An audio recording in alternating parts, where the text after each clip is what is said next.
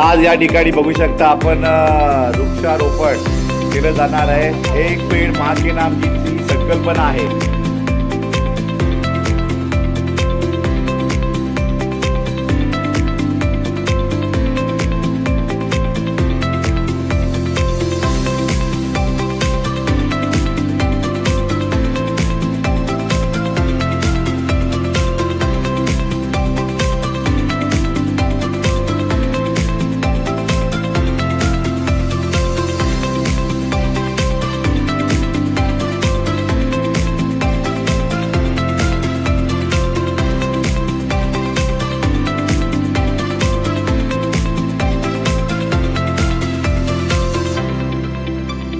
प्रत्येक गावागावात ही संकल्पना राबवली जाते।